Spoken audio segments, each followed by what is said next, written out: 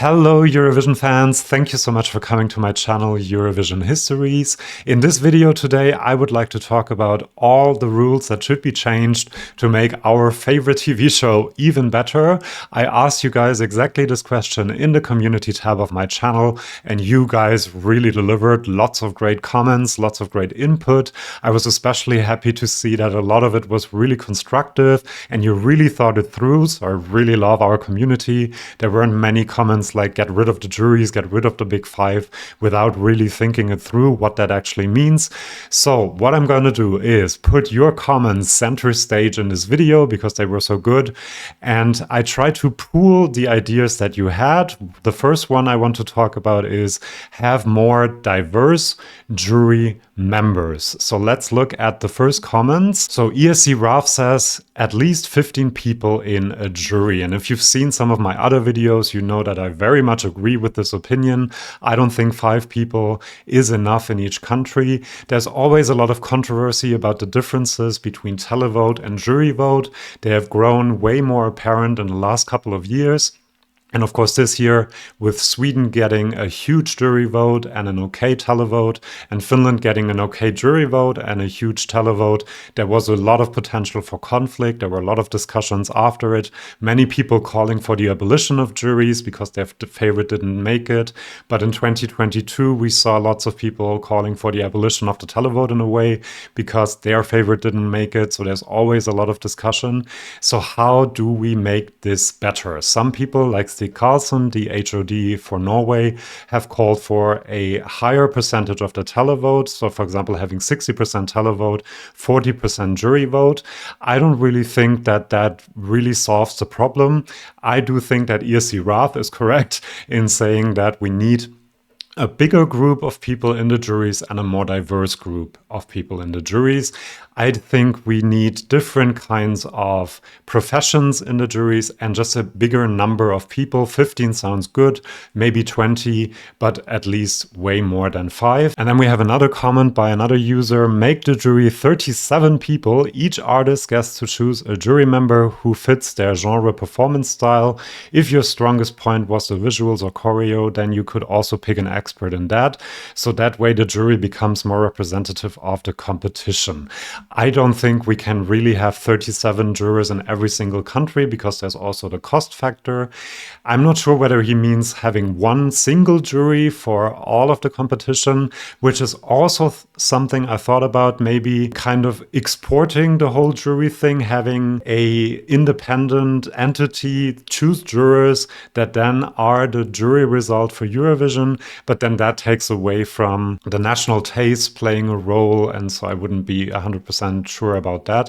What I agree with is having many different professions in the juries. When you look at some of the jury members in some of the countries, they all are in the same age range more or less, and they all have more or less the same profession, like music industry professional. I do think there should be choreographers, maybe artists, maybe some writers as well to look at the lyrics, and that might give us a way better result when it comes to the juries. So I do agree that we need more diverse jury members. Now, this is something that I was a bit surprised about, that so many of you agreed with this. Allow for longer songs. There were lots of comments about this. So one of you guys said, I would change the 3-minute rule. It was fine in the 60s, but music has become a lot more complicated since then. And I think it makes some Eurovision songs quite formulaic. I think an extra half a minute or minute would allow for a lot more creativity.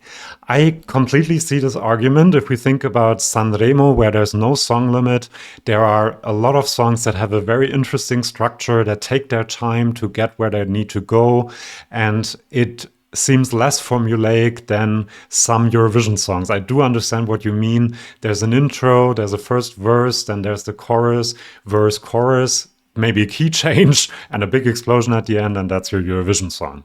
However, I think that's also because you want people to vote for you, you want to catch their attention, and I'm not sure whether extending it by a minute or half a minute will actually change the fact that a lot of Eurovision songs have or follow this formula because it's just a successful formula.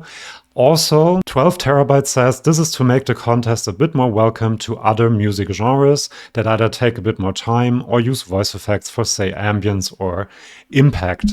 I can see that this whole formula and the 3 minutes really lend themselves to pop songs. And in the last couple of years, we have seen, for example, Queen of Kings by Alessandra isn't even 3 minutes long. It's only 2 minutes, 27 seconds long. And then Solo by Blanca is 2 minutes and 34 seconds. I think that has to do a bit with TikTok being more and more important as well. The attention span becomes shorter and shorter in some cases. You might say if some songs only need 2 minutes and 30 seconds, just leave other songs 4 minutes. However, they're trying to cut down the time of the final, and I don't think it will happen. And personally, I'm not 100% sure whether it's actually a good thing. When we look at Due Vite, which is a song I really love in the original version, they cut it down to 3 minutes. You might say it lost a bit of its magic, but I think it also made it more effective as a song. So these 3 minutes can also help composers to really get to the point with the song. You also have to remember that this is a TV show. You have to keep people's attention. And if it's a song that goes on for 4 minutes or 4.5 minutes, people might just switch the channel and not be interested in Eurovision anymore, because you also have to remember that it's not just the good songs that will be 4 minutes long, but also the bad songs. So maybe in some cases it might be good to keep the 3-minute rule. So for all of these reasons, I actually am against allowing longer songs at Eurovision. Then we have the running order, and specifically how the running order in the final is created. A very good comment by IB3304. 2021's running order was amazing, while the last 2 years have been garbage. That's a bit harsh, maybe. My suggestion would be either: 1, the producers look at the semifinal result so that certain countries don't get screwed, like Austria and Czechia, and that there is a clearer picture of who can be used as sacrificial lambs. He says that Portugal should have opened, Albania should have gone after Finland, and Serbia should have followed Sweden. Now, looking at the results of the semifinals for the producers is something that I thought about a lot, because I do think that he's right. Austria came second in their semifinal, and then they had to open the final and were basically screwed. They didn't get a lot of televotes. For that reason, I'm quite convinced. However, for nerds like me who analyze everything, it might be easier to spot from the running order that the producers who looked at the semifinal results came up with, to know who did well in the semifinals, and then that might take away a bit of the excitement in the finals. So I actually like the second solution better. Split it into 4 halves so that it reads early first half, late first half, early second half, and late second half.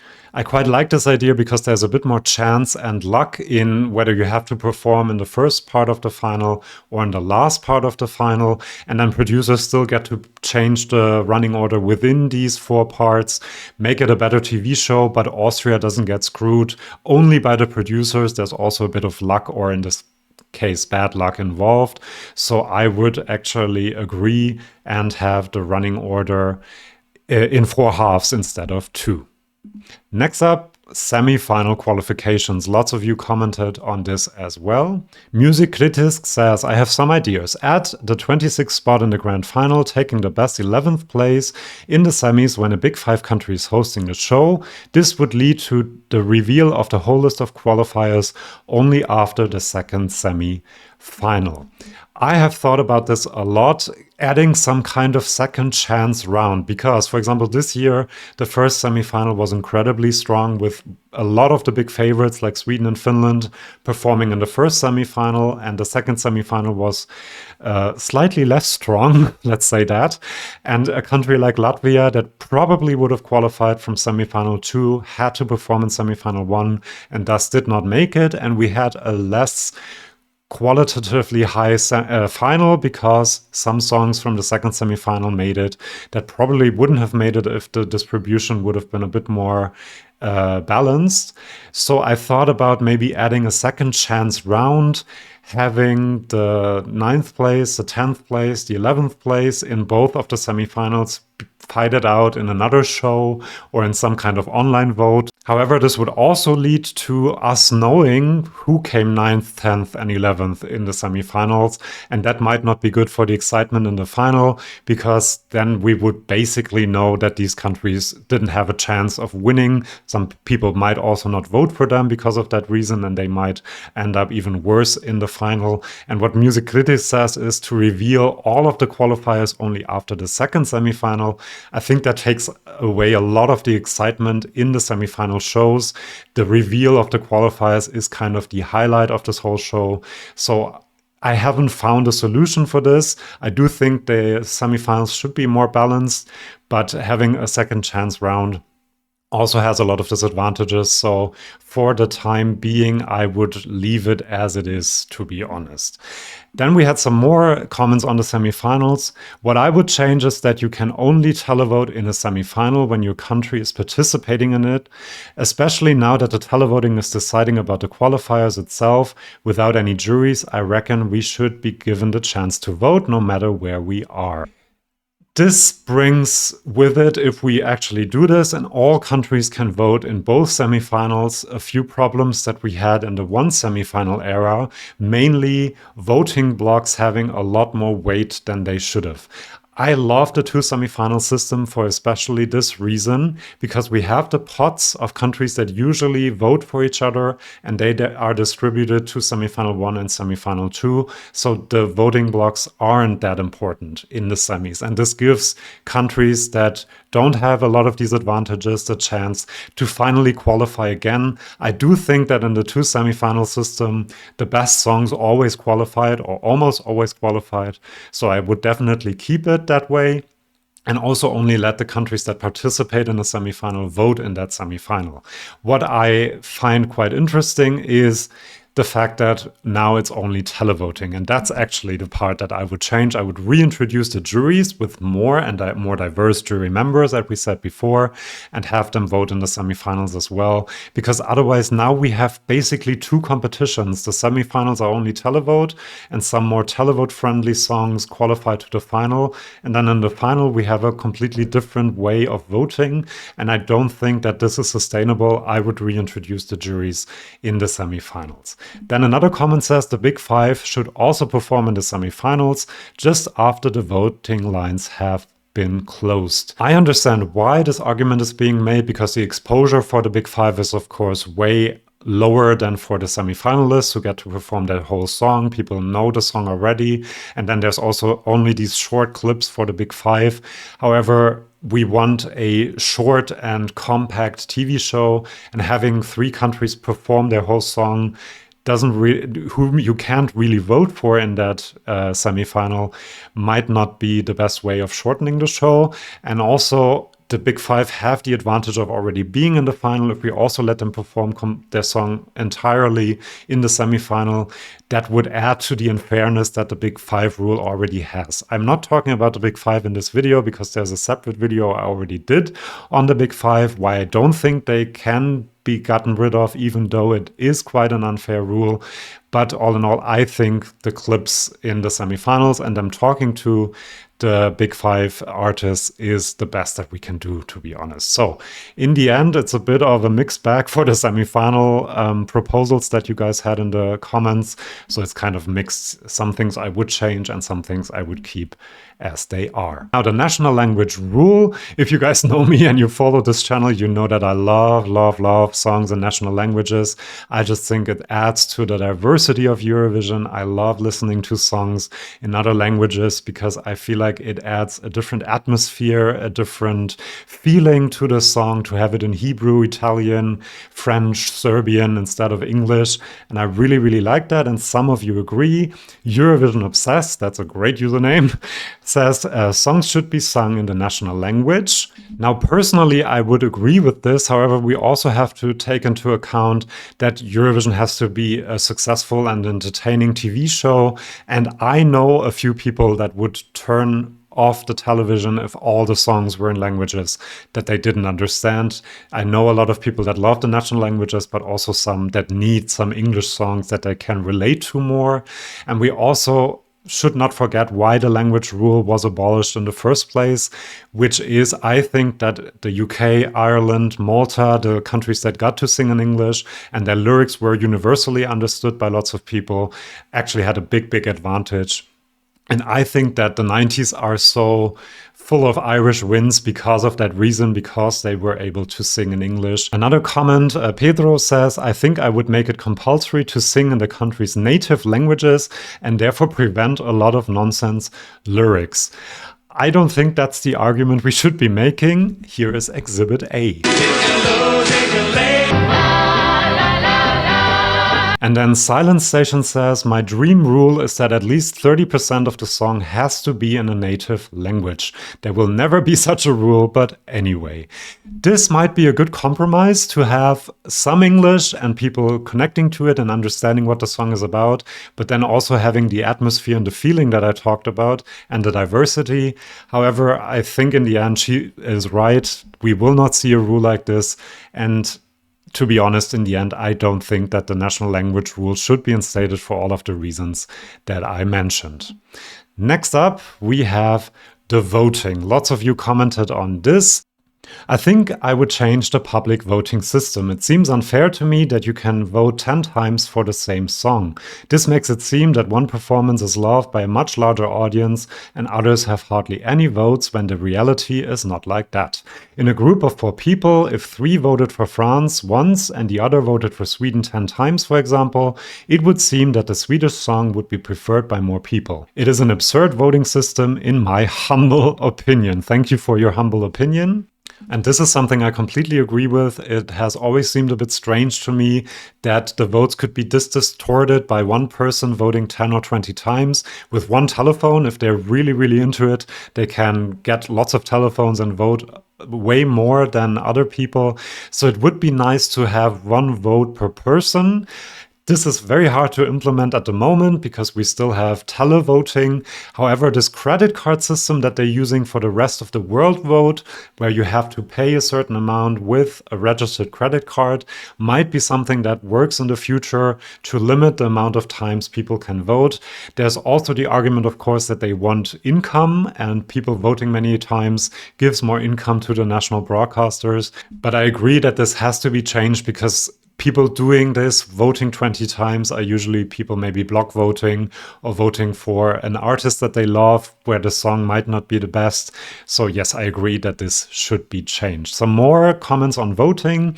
I would change the 12 points rule. Each country gives points to only 10 countries. The 11th best song gets 0 points as well as the worst song. We should have a much more granular result by giving points to more songs. I agree with this, not just because some German entries were 14th, 15th in some countries, but then in the end were lost in the final because they didn't get any votes, just like the 26th placed country in the televote of some countries. So I do think that this is something that should be changed.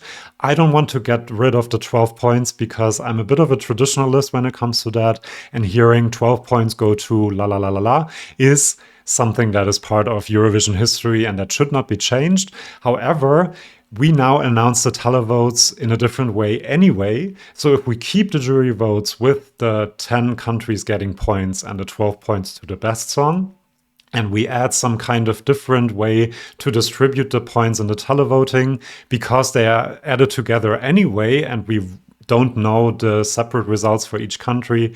This is actually something that could be implemented quite easily. And you can also increase the power of the televote if you want to, if you give 1 point to places 11 to 15 or something like that, or you give fractional points as well. This is something that could actually be implemented quite easily, I think. So maybe they should think about that. Then another comment, the balance between jury and televotes in the final, maybe a 30-35% jury vote and a 65-70% televote. This is the kinds of comments that I was expecting a lot more of. I do understand the argument, but I've also made this argument a lot of times. I do think we need the jury vote and the televote to balance each other out because some years people are not happy with the jury vote. Sometimes people are not happy with the televote, depending on who their favorite was. So in the end, I think the 50-50 system is actually something that has helped Eurovision stay relevant and create hits as well. So again, with the voting comments, a bit of a mixed bag. I agree with some proposals and some others I would not implement. Next up, having more people on stage. There were lots of comments about this as well, which surprised me a little bit.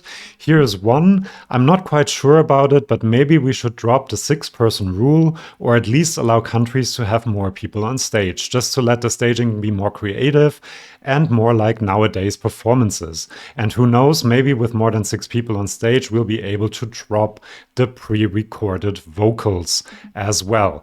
This is an interesting argument to me because I do think that the 6-person rule kind of limits the creativity of the choreographers especially and of the performances. If I think of the Fai Rumore performance in the semi-final in 2021, that would not have been possible if it were a Eurovision performance. Also, the recent performance of Is It Love, Lorene's new single, was amazing with lots of dancers. So in that way, I'm kind of for getting rid of the 6-person rule. But then you also have to think about the fairness of it all, because having more people on stage also means you have more people in your delegation, a bigger cost for the national broadcasters, and the smaller countries might not be able to pay that. If we think about the unfairnesses that are already there, for example, the boxes we saw this year by Loreen, Kerrie, Noa Kirel, for example, a smaller broadcaster that is already struggling to pay the participation fee doesn't have the budget to have a great staging like that. And if we add more dancers to the performances of these richer countries, that might make the whole affair even more unfair in the end. So in the end, I am a bit torn because creatively, I think it would be a good thing. As Roy said, it's quite important to keep Eurovision relevant to the audience. And if they compare this 6-person performance to the giant performances they see on all other television shows, they might lose interest. But on the other hand, I also think that the fairness is something that is very important. And so in the end, I think I would leave it as it is now with the 6-person rule. 6 persons on stage. Also, it might be a bit more difficult to do the transitions between the songs, but yeah, people can move by themselves, so I guess the big stage props are more of a problem. Then I have another category, because I couldn't quite pull these comments into one topic.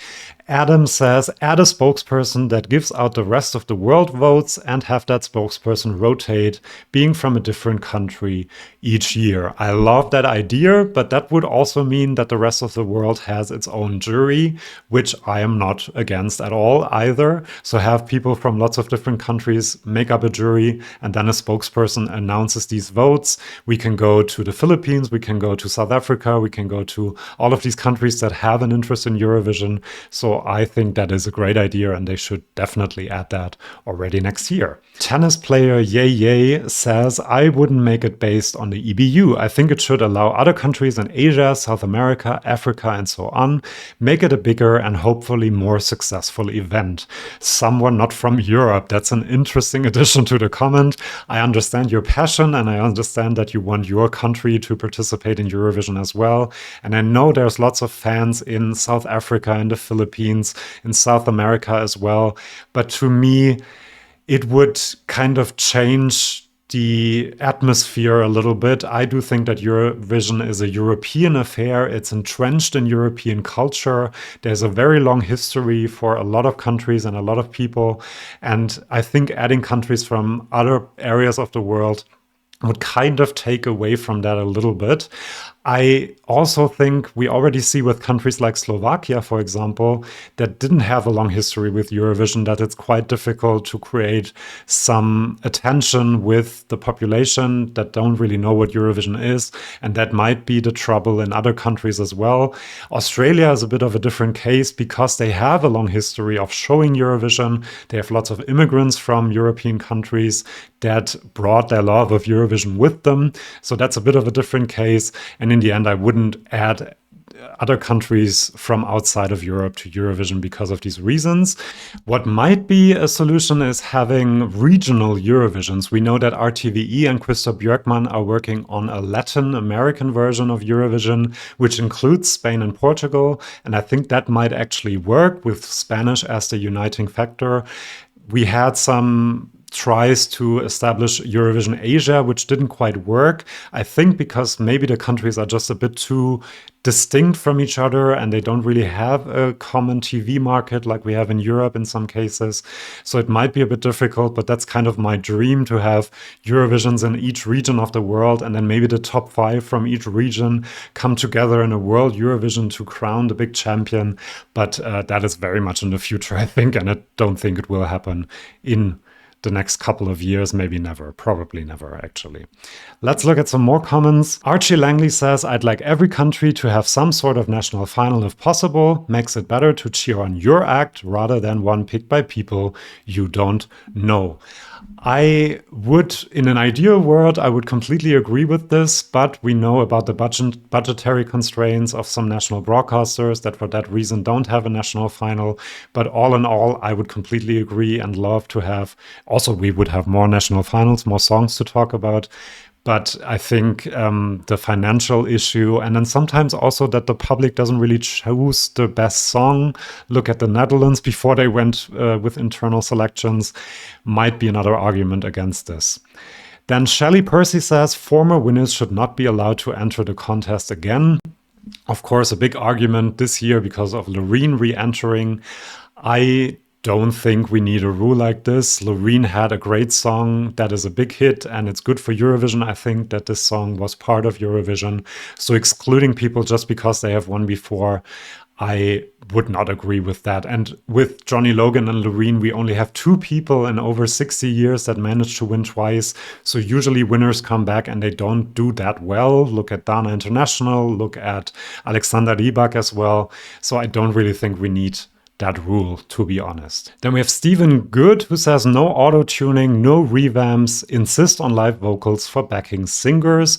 You know me, I completely agree with no auto-tune and having live vocals, because I think it adds to the special atmosphere that Eurovision is to have live vocals. And the revamps, I also completely agree with that. If you have a national final and people vote for one package, the singer and the song, changing it after the national final always seems a bit strange to me, because why didn't you come up with the best version of the song for the national final? Then El Luchador, okay, I agree with no pre-recorded backing vocals. I agree with that as well, that many of us are talking about, but if I could change one rule, I would allow performers to play instruments live again. I'm not really an expert in this, with how complicated it is with the sound mixing to change from one act that has pre-recorded instrumentals and the next act has live instrumentals. However, if it's not that complicated, I would agree and would allow live instruments, because it just adds to the atmosphere as well, just like with the live vocals. And then stop having biased juries, for example, the Greek and Cyprian juries. I don't really know how you could change that with a rule change, but maybe adding more people to the juries, which kind of brings us full circle to the beginning of the video, might also alleviate these troubles that we sometimes see with juries being a bit partial to certain countries. Now, these are all the Eurovision rules that I would change, wouldn't change. Let me know in the comments what you think. Thank you again for all of your comments in the community tab of my channel. I will be doing more videos like this one, so watch out for some questions that you can leave your comments on. And please subscribe if you don't want to miss these videos, and then I'll see you for the next one. Bye bye.